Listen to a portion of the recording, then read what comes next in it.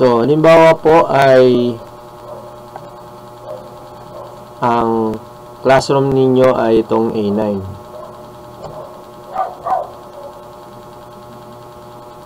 Click. Yan. Okay. So, kung ang gusto niyo pong gawin ay mag-announce po, dito lang kayo magkiklik. Click nyo lang tong click nyo po itong area na to. Yan. So, magsasabi kayo ng gusto nyo sabihin dyan. I-click nyo lang yan. Ito. Tapos, pwede nyo nang i-type yung gusto nyo sabihin. Type na kayo, kahit ano. Pwede rin po kayo dyang maglagay ng attachments. Ito po, scroll down nyo lang to. Yan, yan. Ang scroll down po niyan ay sa mouse po.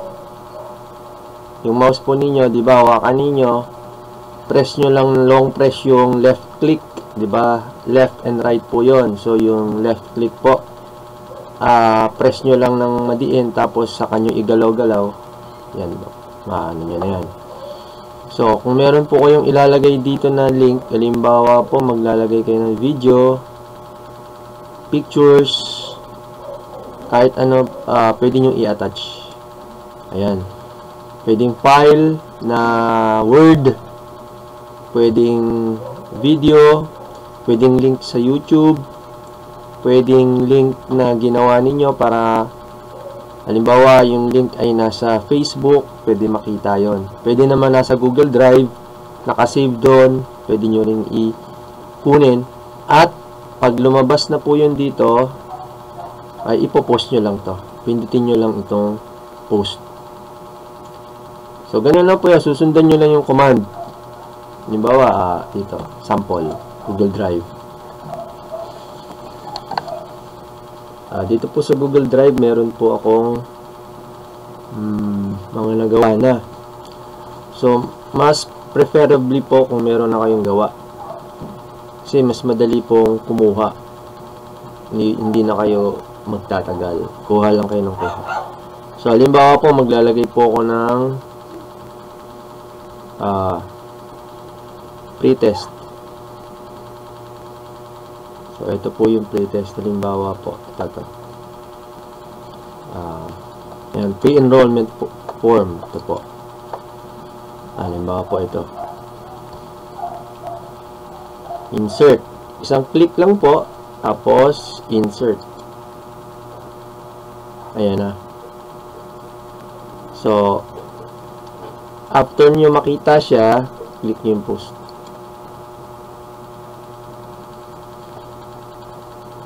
Ayan.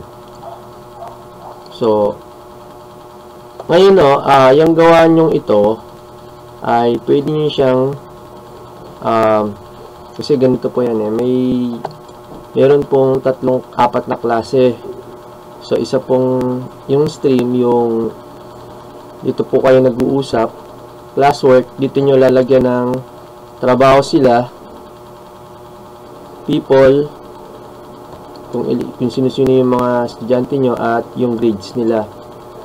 So, dito, kung gusto nyo gawa ng grade yon para sa inyo, may grade to, kung sino-sino yung mag-fill up dito, o kung walang grade yan para sa inyo, okay lang na ilagay ninyo sa stream. Pero kung gusto niyo yung lagyan ng grade, marka, ilagay nyo rin siya sa classwork. So, dito, create. Ito po, classwork, tapos create. So, dyan sa create, ay pwede nyong pwede nyong, halimbawa, assignment, ang ipagpalagay nyo na assignment yon, or gusto nyong quiz assignment, pwedeng question yon na may grade. Pero pag material po, hindi. Kasi material yun. So, ito namang reuse and post. Yung dati nang na-post, kukunin nyo, lalagay nyo ulit.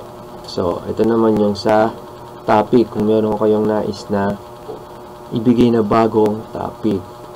So, halimbawa lang po, assignment yon. Sabi nyo, assignment to, kailangan to lagyan ng sagutan yung pre-enrollment form, kasama yan sa gigradean. Halimbawa, so, nilagay nyo ganyan.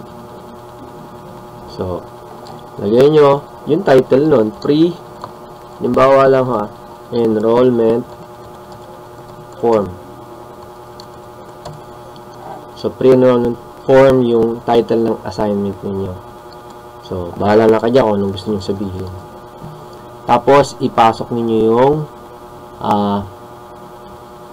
yung assignment. Pwedeng add, diretso kayo sa Google Drive. Kunin nyo uli yung nasa Google Drive. So, punta kayo dito sa Drive ninyo. My Drive. Google Drive yan. So, pasok kayo dyan. Tingnan nyo dito. Hanapin yung muli. Yan. So, pre-enrollment form. So, ayan. Insert. Pasok mo siya dyan. So, ngayon, paano yan magkakaroon po ng grade? So, lalagyan nyo dito ay lalagyan siya ng category. Kasi po ako meron na akong category, nagawang ko na eh. So, mamaya papakita ko sa inyo kung paano ginagawa itong category. Kasi di po ba doon sa ating diba meron po tayong doon sa class record natin na hati sa written, performance, saka quarterly exam. So, itong assignment ay pinasok ko sa written. So, written po yan. And then, itong points, laging 100 points yan. Kaya malalaman nyo kung bakit laging 100 points. Ngayon dito, pwede nyong lagyan ng due date. Halimbawa, gusto nyong ipasa sa Webes. Ayan. Kailan ba yung Webes? Thursday. Ayan. Time. Wala lang time. Ang time, ito, optional. So, minsan wala lang time kasi yung mga bata hindi rin natin ma-predict. So, bahala kayo kung gusto nyo lagyan ng time or wag na. Pero, mas magandang araw na lang wala ng time. So, yan po. Ang inyong ay ang ipapasa nila ito sa August 4. Ayan, August 4. Tama. So, August 4 ang napili nyo. Tomorrow po yun. So, yung topic, kayong bahalang gumawa ng topic. Halimbawa, ito ay week 1 assignment. Halimbawa lang po. Yun. Rubrics, madali lang din po yan. So, kayo na lang pong gagawa ng rubrics.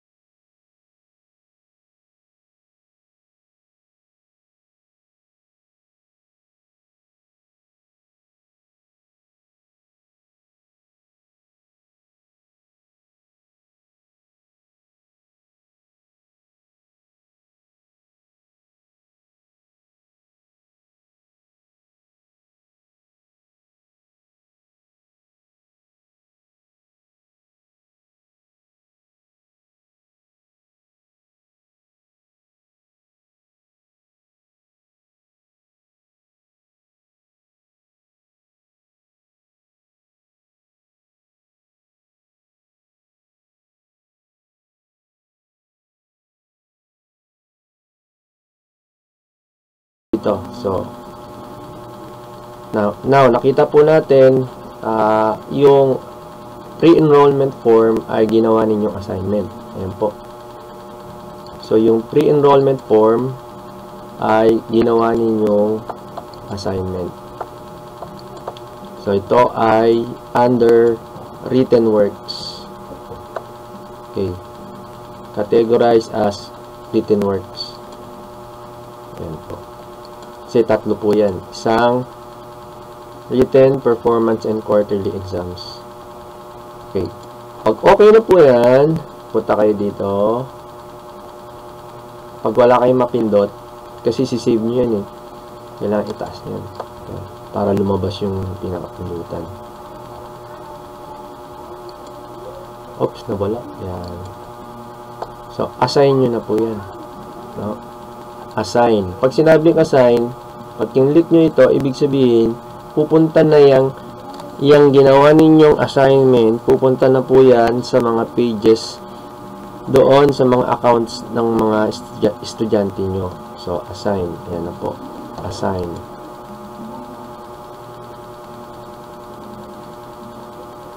Hintayin po natin matapos to. Assignment created. Ayun po. Ayun po. Assignment created. So, meron na po kayong assignment number 1. Week 1 assignment. Ayan po. So, due tomorrow. So, kailangan po mag-shoutout kayo sa stream. Sabihin nyo, class, may assignment kayo ha. Ayan na. Nagawa nyo na naman. Ayan na. So, nasabi nyo na naman yung sasabihin nyo. Ayan na po. Diba, nakapag-ano na kayo. Nakapag-shoutout na kayo. Ayan na. So, nasabi nyo na to eh. Diba? So, alam na nila yan na may assignment na. So, kapag may assignment na at nakita nila yan, magsisimula na silang magsagot. Ngayon po, pag nagsagot na sila, ang mga bata, okay, ayan, message, kung tignan natin, ngayon, yung tinignan natin, si Sander, kung siya ay nakapagsagot na. So, dito, turn in na. Ayan o. So, yung week 1 assignment number 2, ibig sabihin, ay nabasa niya na. Kasi, mark as done, and, na-turn in niya na. Ayan. Mapapansin nyo, turn in. So, click natin ngayon yan. Kasi, wala pang grade yan eh. Ito, kung papansin niyo yung mga nauna kong pinagawa, ay, ba? Wala nga. Lumiit. Ayun.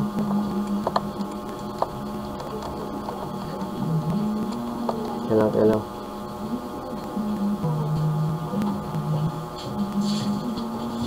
Okay. So, kung mapapansin niyo yung mga nauna kong pinagawa, ang ama, na namarkahan ko na. So, out of 100 points, 98. Ito naman, iba-ibang ano yan. So, ito, yung batang yan ay si Sander, estudyante. So, nasagutan niya na yung quiz 1, week 1, 80 over 100. Napanood niyo na yung isang video. Nasa under siya ng written. So, 95 over 100. So, ito wala pang grade to. Kaya, lalagyan ko na ng grade. So, turn in. Bubuksan ko siya. View details. So, dito, lalagyan ko na siya ng grade. Ito, paano siya lalagyan ng grade? Ito, tingnan nyo ito. Ayan. Ayan. So, dito nyo, click nyo lang to. One click, ano lang, left click.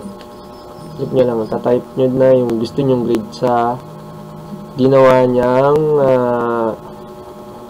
week 1 assignment number 2. Halimbawa, nabasa nyo na yung kanyang reaction, o kung out of 100, ano ba ang grade na gusto nyo. So, kung gusto nyo ibigay ay, halimbawa, 90. So, i-press nyo lang kahit saan dyan, kahit dito. O yan, saving na siya. So 90 over 100. So para mawala tong draft, so ang gagawin niyo, i-return nyo. Return. No, ayan, ipindutin nyo. Return. O, pag napindot nyo yung returning, okay, so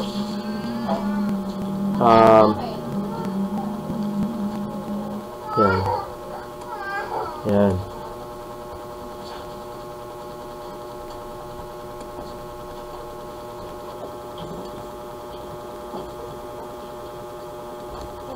Okay, so burahin muna natin to. Burahin muna natin para malinis.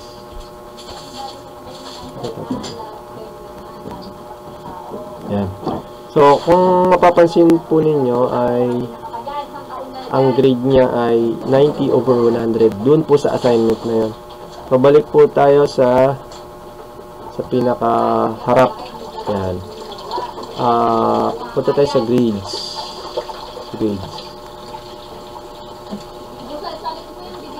Yan. Yung assignment number 1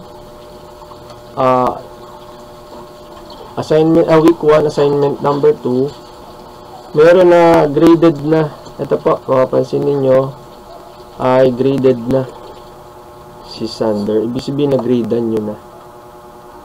Pero yung isang estudyante nyo na ito, ay wala pa. So, hindi pa siya nagsasagot ng assignment. Wala pa siyang sagot. So, wala pa siyang grade. Kung mapapansin ninyo, ay hindi, kahit lagyan nyo ng grade, itong yung isang batang ito, gusto nyo lagyan ng grade, so lagyan natin 99. Saving. So, 99 ano? O yan, kunyari yan. I-return nyo sa kanya. Kunyari. Return. Yan. Yan. Sabi dito, student will be notified and can check any grade you have left. Return.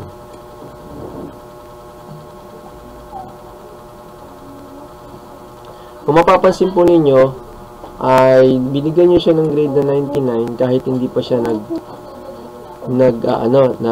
nag-turn in. Ito pala, nag-turn in. Ayan o. Ito po, hindi pa siya nagta-turn in, not turned in. So, hindi pa niya napipindot yung turn in, tsaka yung mark as done. So, baliwala yung grade na binigay natin. So, pupunta tayo sa, wala yung kwenta yung grade na 99. Kasi tingnan natin po tingnan po natin sa classroom natin. Dito sa grade. Ayan. Ayan, burahin natin ito. Tingnan nyo po ayan o. Naglagay tayo ng 99 pero hindi yan kinakount ng system kasi hindi pa siya nagpapasa literally. So wala pa talaga siyang pinapasa. So nilagyan lang natin siya ng grade. So hindi yan nagko-compute. So lumalabas may grade siya pero hindi naka-inform sa iyo na hindi pa yan nagpapasa. Nilagyan nyo lang ng grade. So, pwede nyo din lagyan ng grade. Yun nga lamang, hindi maganda to kasi parang bias tayo dyan. Parang subjective tayo dyan. Nagpapasa tayo ng hindi naman nagpapasa. So, ayan po. Hindi pa siya nagpasa. Na-notify tayo na hindi pa siya nagpasa. So, yan pong assignment na to ay under performance. Ito rin po. Under performance po yan. Under performance. Depende po kung ano yung nilagay natin doon sa classwork. So, kapag once na itong estudyanteng ito ay nagbasa na at nagawa na yung na turn in at saka na mark as done niya na yung pinagagawa ninyo, nag-attach na siya kung meron kayong pinapa-attach na assignment, na mark as done niya, ito mawawala. Tapos lalagyan nyo na ng grade. So, ayan. Punta tayo sa people. So, ito kunyari yung mga list of students natin. Ayan. So, ito yung mga estudyante natin.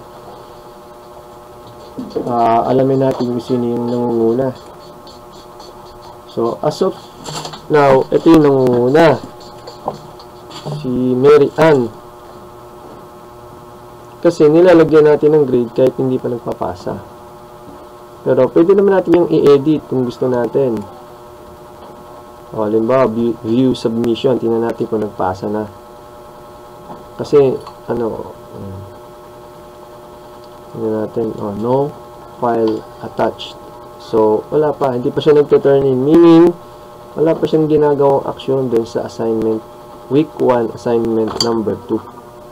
So, pwede natin baguhin yan. Pwede natin i-zero. So, si-zero natin siya. So, bibigyan na natin yung tunay na grade niya. Or sabihin natin hindi pala 0. Sabihin natin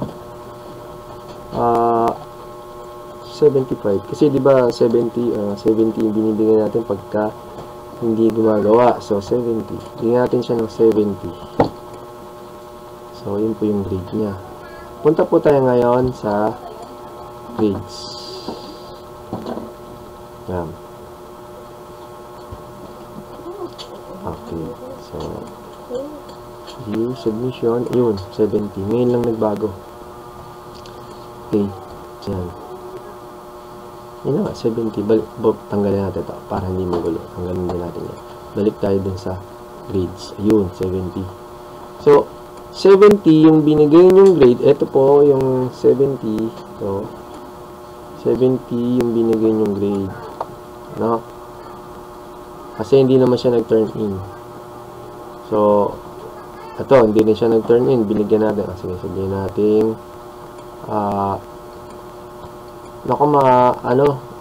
Hindi na, anuhin ko na to, babaguhin ko na yung grade nito, hindi na. So, gagawin ko na siyang 70 din kasi hindi naman siya nakapasa. So, yan. Kung mapapansin po ninyo, nagbago po yung ranking. Kanina siyang mataas, ngayon, ito na. Kasi, nagdesisyon tayo na ibigay na yung tunay na marka. So, 70 over 100, 70 over 100, 88.2, ito 91. So, dito sa overall grade, nakikita na natin sa klase kung sino yung may pinaka-nangunguna. O, pinaka-nangunguna. So, nakukuha na rin natin. So, ang mangyayari po dyan ay kung ilan po ang performance, ilan ang written, i-add po natin yan, yung itaas po yung ibabaw po, itong ibabaw. Ba, ito ilalim. Wala.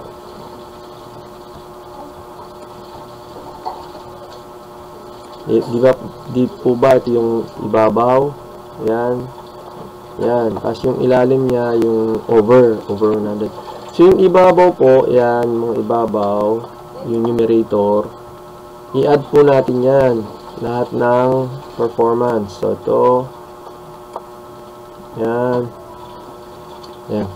Tapos, lahat lang ng performance. Tapos, i-divide natin kung ilang performance yung pinagawa natin. Divided by 2 times point kung ilan yung percentage. Ito po yung percentage na ginawa natin. Ito po. Ito po yung percentage sa performance. Di po ba sa performance, ang ginawa nating percentage, patayin muna natin to. Ang ginawa nating percentage sa performance ay 50. So, ita times po natin yung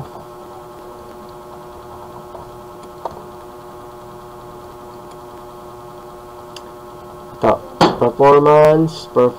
So, 70 plus 70 140 divided by 270 times 0.5 dun sa 50%.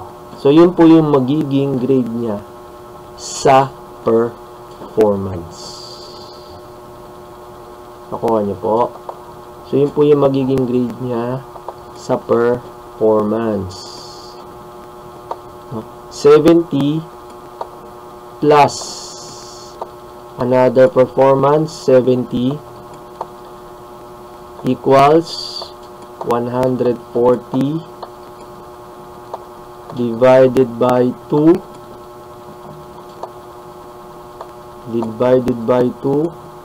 equals 70. Tapos ita-times nyo yung naging result. Saan po? Doon sa kung ilang percent po yung performance. Diba po ang performance ay 50%. So 0.50. Pag nakuha nyo na po yan, lahat po ng performance na magagawa ng bata sa buong grading period, yan po yung grade niya sa performance. Tapos, ita-times po, ipa-plus po natin lahat yon kasama ng written at saka ng quarterly. So, kung 70 times 0.5, calculator, 70 times 0.5, meron po siyang 35. Meron po siyang 35 para sa performance. So, ang pinakamataas po sa performance ay 50. Di po ba? O, punta po tayo doon sa punta po tayo sa ayan, di po ba ang nakalagay dyan ay 50? Ayan po. Ayan po. Napakahusay kapag 50. So, yan po yung pag-compute. Na po. So, nakuha na po natin yung grading system. So, ganun lang po sa pagpasok natin sa pagbibigay natin ng classwork. Kahit anong klaseng ibigay natin, quiz. Yan. Tests, pasok din sa quiz yan. Pwede po tayo mag-attach ng, gusto nyo mag-touch ng quiz. Pwede po. Halimbawa, may ready-made na kayong quizzes. Pwede po kayong mag-attach through Google Forms. Ayan po. O pwede rin naman kayo mag-create. So, dito, title, ano na yan, tsaka yung description. Pwede po kayong maggawa. Pag pinindot nyo po ito, pupunta po kayo sa Google Forms, doon po kayo gagawa. Or, pwede po kayong mag-add galing po sa sa file ninyo sa computer. Halimbawa po nakasulat po sa Word. Kaya lang po, sige, tingnan natin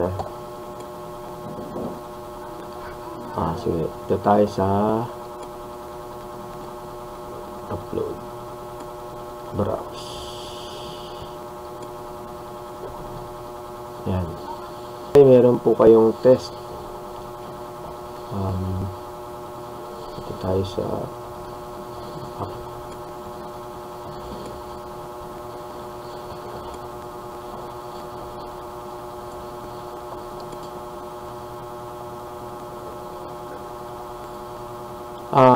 kasi po, ang ganito po kasi yan, pagdating po, kasi po ganito yan, kapag nag-upload po tayo ng test na as in documents talaga, nag-upload po tayo dito ng as in documents talaga. So, ang nangyayari po dyan, mano-mano nyo rin checkan. Mano-mano, as in mano-mano. So, mahirapan po kayo doon. Pero kung ang gagawin po natin ay ipapasok po natin sa Google, dito po, balik tayo dito. Kung ipapasok po natin sa Google Forms, ang mag-check po niyan ay yung Google Forms din. So, ang mag-check po niyan yung Google Forms. So, halimbawa po, sasample lang po kayo. Kasi pag naglagay lang po kayo ng word doon, syempre po, parang lang yung binabasa lang. Tapos, magbibigay lang sila ng sagot. Pwede rin siguro, kung halimbawang gagamitin nyo lang yung Word documents na view lang, para lang mabasa yung test. Tapos yung sagot, ay pwedeng pasagutan nyo sa sa Google Forms. Pwede po yun. Kasi meron naman kayong answer sheet na may sagot na. Halimbawa po, tulad po niyan, gagawa po kayo ng kunyari, quarter 1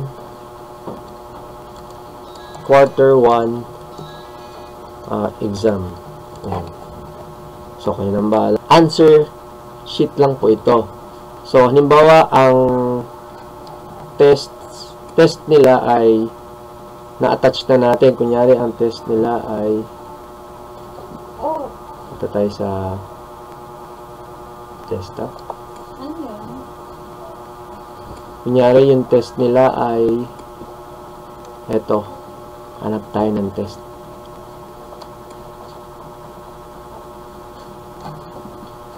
May test ba ako dito? Yun. Kunyari, ito. Ayan. Kunyari po, unang markahan. Hindi. Ituan to eh. Mali. Unang markahan. So, unang markahan. Mali. Unang markahan. Okay, ito na lang. Kunyari, ito na lang. Kunyari, unang markahan po ito. Ito. Sige, ipasok po muna natin para mas malinaw sa inyo. Ipasok natin, tanggalin muna natin to. So, magpasok tayo ng literal na test paper dito. Okay, pasok tayo. Pasok tayo sa kuha tayo sa isa.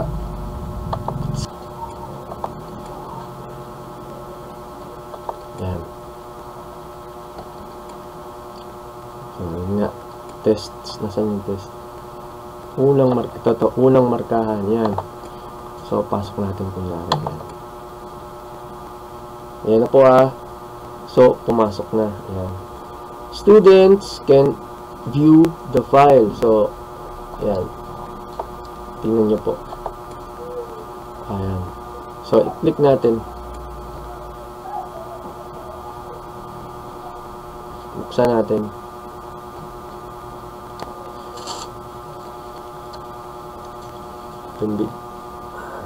Ayan. Napasama pa yung talahan na yan. Answer key pa yata. Nandito na rin. Ano ba yan? Hindi nakopya yung Hindi, open with Google Docs. Sige, tingnan natin.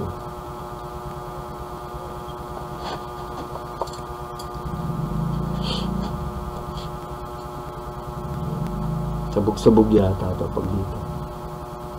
G9. Sana hindi sabog-sabog pag dito. Minsan sumasabog yung pag nandito.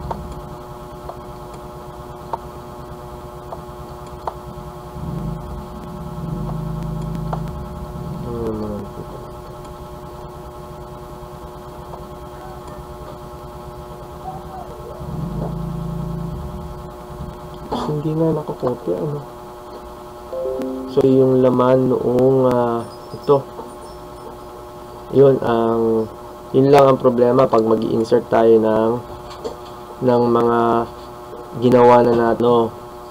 Kailangan mga tests, kailangan huwag nating ilalagay sa loob ng ganito kasi hindi nakakopya. Okay, so tanggalin muna natin. Balik po tayo dyan. So, tingnan nyo po, yung pinasok nating unang markahan na test ay nababasa naman. Yun nga lamang, yung teksto na nasa loob, dapat hindi yung nasa loob. Isulat na, i-retype natin siya or copy-paste, pero maglagay tayo ng space. Halimbawa, sample ako kayo. Ayan, ito na lang. Ay, ito meron din Ayan, tignan nyo po ito. Halimbawa, ito. Halimbawa, ito. Ayan, ito po. Ayan, nasa loob po siya ng text box, no? So, ang gagawin natin, highlight nyo to. Tapos, right click, cut nyo, tapos, i-click nyo tong pinaka, yan, pag nag-cursor na cross, click nyo one click yung left click, tapos delete. Yan. Tapos ngayon, dyan kayo maglagay ng cursor, right click nyo, tapos inyong i-paste.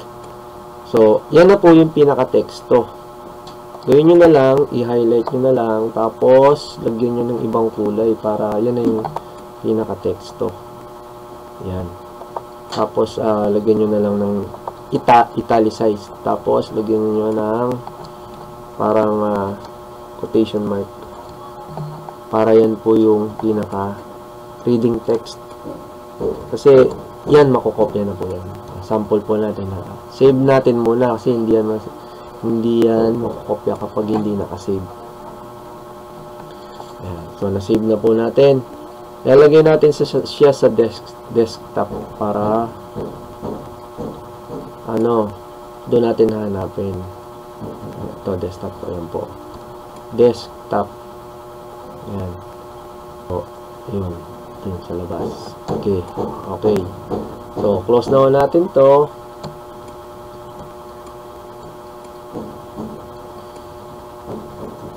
Down muna natin. Ayun, nasa desktop na siya. Ayun na. So, doon natin siyang kukunin. Balik tayo doon. Ito po. Nandito tayo. Doon tayo sa loob niyan. Nandito tayo sa classroom. Ayan. Pasok po tayo. Ayan po. Papasok. So, burahin na natin ito isa. Ayan. Pasok tayo ng yung nasa desktop. Yun po. File. Tapos, diretso tayo sa upload. Upload po, upload. Upload po. Pipili nyo upload. Upload. Tapos, dito. Browse. Ito tayo yung desktop. Yun po, desktop. Hanapin natin yung kanina. Ito ba yun? Tama yun. Okay. Pasok natin. Tingnan natin kung yun nga yun. Ayun na naman. Okay. Parang hindi yata yun. Mali. Parang hindi yan yun. Ano ba yun? Yun nga. Okay, yun nga. Ayan. Hit natin kanina.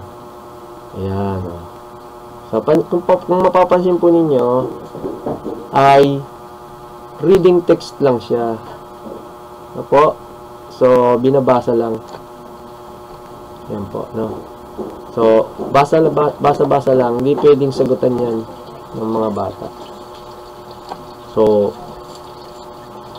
ang pagsagot nila, sa isang papel muna nila sasagutan.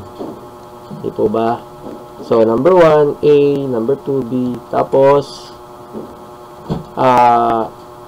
ito yung pinaka-reading text nila.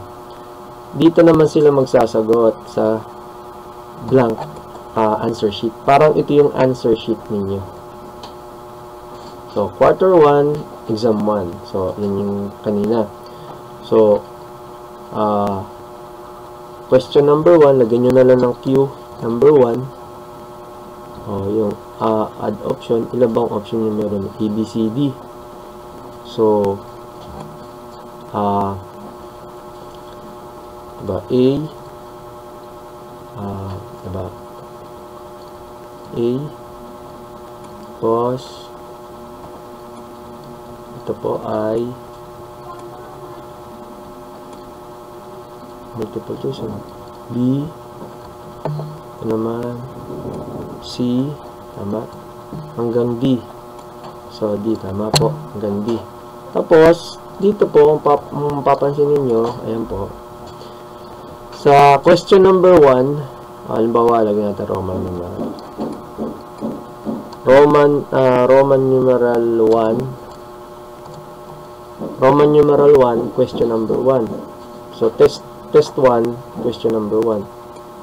So, ang sagot po ninyo, halimbawa lang ay B. Ito yung, sorry. Ito po, i-click nyo yung answer key, ang pipili nyo, B. Ito po yung sagot. So, check. Done.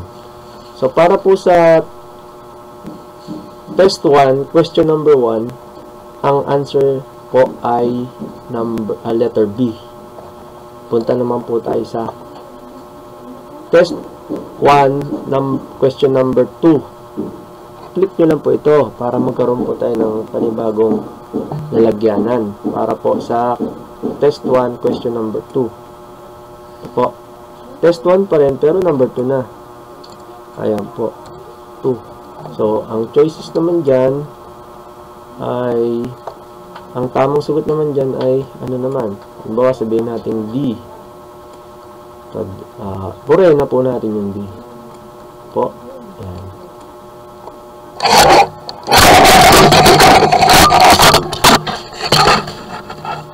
So, kapag nakumpleto na po natin yan, lahat ng yan. Nakumpleto na po natin. Natapos na. Hanggang 60. So, pwede na po natin, kasi po save na po yan. Ayan po. Kailangan. Yan po ay save na. Automatic save po yan eh. Ayan po, already save. Save na po yan. So, ito namang send na ito ay ipapadala nyo sa mga email address nila. Pwede rin naman. Halimbawa po, send to email address. Ito po. Lahat ng mga bata, ito nyo ilalagay mo. Isa-isahin natin yung mga pangalan nila. So, napakarami po niyan. Ano po? So, pinakamaganda ay lagyan nyo na lang po ng edit pala muna natin. Teka lang po ito po.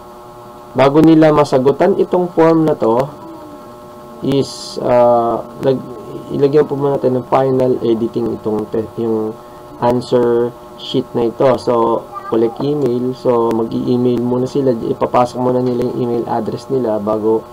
Tapos, pwede rin namang response receipt. Yung magkakaroon sila ng record sa email nila na sila nakapagsagot na. So, limit once response. So, pagka nakapagsagot na, hindi pwedeng umulit. So, edit after submit, hindi na pwede. See summary charts and text response. So, na yun. So, save natin. Save pa natin. Tingnan natin, meron pa tayong hindi nakita. So, presentation, show progress bar, shuffle. Gusto nyo bang ipakita yung progress bar nila, yung pagtaas ng grid? At meron nga pala tayong ilalagay na confirmation. Pwede sabihin you have nakatapos ka. Bawa, nakatapos ka na.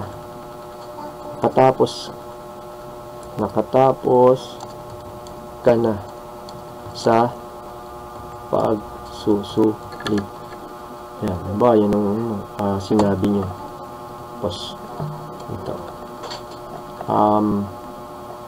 Dito naman sa quizzes, immediately after submission.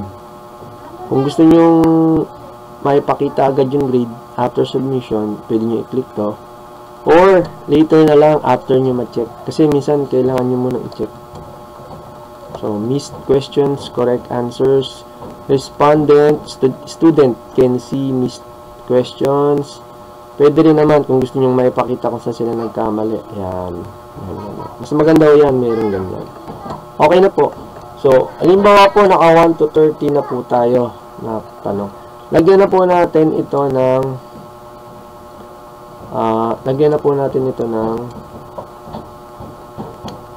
natawag na. Mali. Napindot ko. Lagyan na po natin ito ng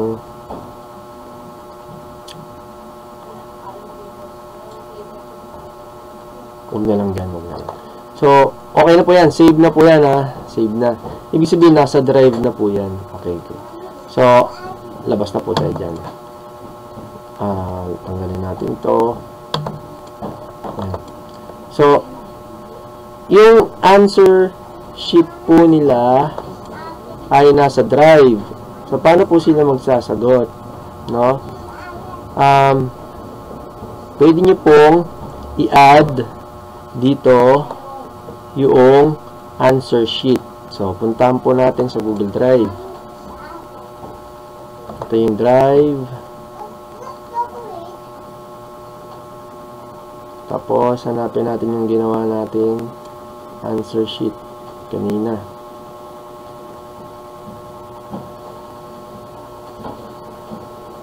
Ano ba pangalan? Untitled ba naman? Hindi ko nalagyan ng title. Ano ba to? Hindi makita. Kapit pala nilagyan ko muna ng title. Sige, hindi makita eh. Yun. Stop. Okay. So, ito na yung ating, kunyari, yung first departmental test o quarterly test. So, ito, na-view yan ng mga estudyante, di ba? So, ito yung magiging parang test paper nila. So, ngayon,